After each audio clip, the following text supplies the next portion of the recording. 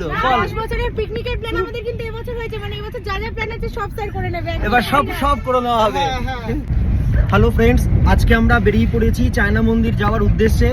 তো আমরা এখন একটা উবের নিয়ে নিয়েছি, আমরা গড়িয়া স্টেশন থেকে যাচ্ছি। আমরা এখন 50,000 ক্রস করছি, আর কিছুক্ষণের মধ্যেই আমরা পৌঁছে যাব। লোকাল ট্রান্সপোর্টে যেতে গেলে আপনাকে প্রথমে পৌঁছাতে হবে রুবিতে চৌবাগা আদর্শনগর যাবার যে অটোগুলো আছে সেই অটোতে উঠে আপনাকে বলতে হবে চায়না মন্দির নামবো। আপনাকে ঠিক সামনে নামিয়ে দেবে চায়না মন্দিরে, যেখান থেকে 1-2 মিনিট হাঁটলেই পৌঁছে যাবেন চায়না মন্দির। এই মন্দিরের সামনের গেটটা সবসময় বন্ধ থাকে, সেটা দেখে ঘাবড়ে যাবেন না। সকাল 9টা থেকে 5টা অবধি কিন্তু আপনি এখানে ঢুকতেই পারবেন। সেক্ষেত্রে গেটটাকে আপনাকে নিজেই খুলে আপনাকে ভেতরে ঢুকতে হবে। এই চায়না মন্দিরে ঢোকা মাত্রই আপনার মনে হবে ব্যস্তময় জীবনের সকল কোলাহল থেকে এটা যেন কোথায় দূরে একটা জায়গায় চলে এসেছি। এটা যেন ধ্যান করার একটা আদর্শ স্থান। মন্দিরের বিশাল উঠান, প্রাচীন ঘণ্টা, চারপাশে নিস্তব্ধতা আপনাকে পৌঁছে দেবে এক অন্য জগতে। এই চায়না মন্দিরে পৌঁছানোর পর আমরা এর ইতিহাস সম্পর্কে কিছুটা জানতে পারলাম। ভেবেল চ্যাংমেং নামক একজন চীনা সন্ন্যাসী 1968 সালে ভারতের সাথে চীনের সাংস্কৃতিক মেলবন্ধনের এক মহান প্রতীক হিসাবে এই মন্দিরটি স্থাপন করেছিলেন চীনা পরিব্রাজক হিউয়েনসাংয়ের নাম অনুসারে। যদিও স্থানীয়দের কাছে হিউয়েনসাং মনিস্ট্রির থেকে চায়না মন্দির নামটাই কিন্তু বেশি জনপ্রিয়। গেট দিয়ে ঢোকার পরে মন্দিরের পরে যেটি সবথেকে চোখে পড়বে সেটি হলো এই জলাধারটি। এটি একটি ফাউন্টেন যেটা চারিদিকে গাছ দ্বারা বেষ্টিত এবং যার মাঝখানে রয়েছেন করুণা দয়ার দেবী কুয়ান ইন। এবার আসা যাক মন্দিরের স্থাপত্য শৈলীর দিকে। এটি সম্পূর্ণভাবে চীনা প্যাগোডার রীতিতে তৈরি করা হয়েছে। শুধু বাইরেটা নয়, মন্দিরের ভেতরে ঢুকলেও চোখে পড়বে চীনা প্যাগোডা রীতির এক অন্যান্য স্থাপত্য শৈলী।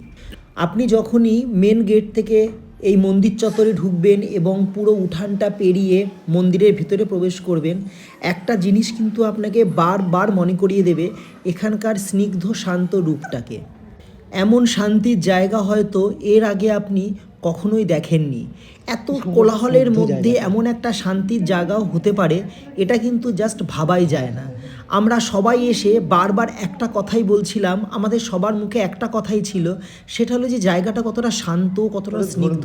এখানে এসেই যেন মনটা ভালো হয়ে যায়। মন্দিরের গর্ভগৃহের মধ্যে এই যে কাচের আবরণে ঘেরা বেদিতে সারিবদ্ধ 5টি সোনালী বিগ্রহ রয়েছে।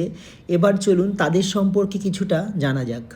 সবার মাঝখানে যে মূর্তিটি রয়েছে সেটি হয়েছেন ভগবান গৌতম বুদ্ধ, এবং তার দুপাশে আছেন তার প্রধান 2 শিষ্য মহাকাশ্যপ এবং আনন্দ। আর তাদের দুপাশে রয়েছে একদিকে দয়ার প্রতীক অবলোকিতেশ্বর এবং প্রজ্ঞার প্রতীক মঞ্জুশ্রী।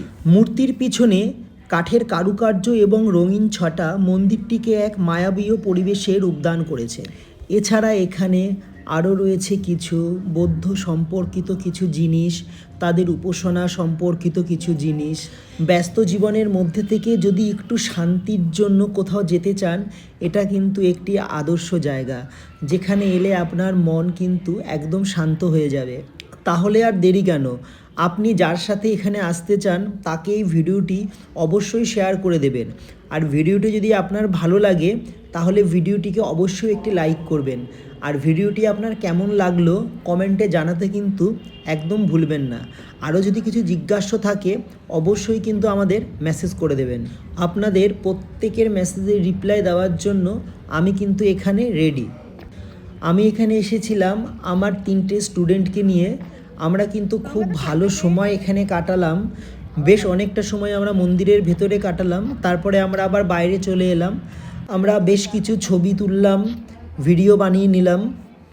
এখানে কয়েকজন মানুষের সাথে আমাদের দেখাও হলো, তাদের থেকে আমরা কিছু ইনফরমেশনও কালেক্ট করে নিলাম। এখানে আসলে আপনি অনেক রকম গাছের সমাহার কিন্তু এখানে দেখতে পাবেন। বিশেষ করে শরৎকালে এলে গেট থেকে ঢুকেই ডান দিকে যে জলাশয়টা আছে সেখানে কিন্তু পদ্ম ফুল দেখতে পাবেন, যদিও এখন সেটা নেই। আমার সঙ্গে যারা স্টুডেন্ট এসেছিল, আমার পাশে জয়শ্রী, স্বর্ণালী আর তার পাশে প্রভঙ্কর পরপর দাঁড়িয়ে রয়েছে। আমার এই জায়গাটা কেমন লেগেছে সেটা হয়তো এতক্ষণে আপনারা বুঝেই গেছেন। চলুন এবার জেনে নিই আমার সঙ্গে যারা এসেছিল আমার স্টুডেন্টরা, তাদের কেমন লাগলো। আমার খুব ভালো লেগেছে। আমার জায়গাটা ভালো লেগেছে, খুব নিট অ্যান্ড ক্লিন, আর খুব মনোরম, বেশ অনেক গাছপালা আছে, দেখতেও সুন্দর লাগে, পশু পাখি আছে। মন্দিরটাও বেশ, ভেতরটাও বেশ সুন্দর, নিট অ্যান্ড ক্লিন, ঠাকুরগুলোও বেশ ভালো, ফাঁকার মধ্যে আপনারা আসতে পারেন, খুব সুন্দর জায়গা, শান্তি লাগে। সত্যি এই মন্দিরটি নিট অ্যান্ড ক্লিন, খুব পরিষ্কার, কোথাও একটা পাতা পড়ে নেই। আমরা এখানে গেছিলাম 2026-এর 14ই জানুয়ারি। সেই সময় গিয়ে আমরা এখানে পেয়েছিলাম কৃষ্ণচূড়া, চাইনিজ লাল কৃষ্ণচূড়া, চাইনিজ হলুদ কৃষ্ণচূড়া, আর পেয়েছিলাম গাছভরা রুদ্রপলাশ। মন্দিরের সোজাসুজি এই গেটটি ছিল প্রথম এবং প্রাচীন, বর্তমানে নতুন গেট তৈরি করা হয়েছে। অনেক দিন ধরে আসার ইচ্ছা ছিল, আজকে আমাদের পূর্ণ হলো আশা। খুব ভালো লাগলো, এক্সপিরিয়েন্স খুব ভালো, পরিবেশটাও খুব সুন্দর। আমরা ব্রেক জার্নির রিস্ক নিলাম না, একটা উবের করে আমরা আবার বাড়ি ফিরে গেলাম।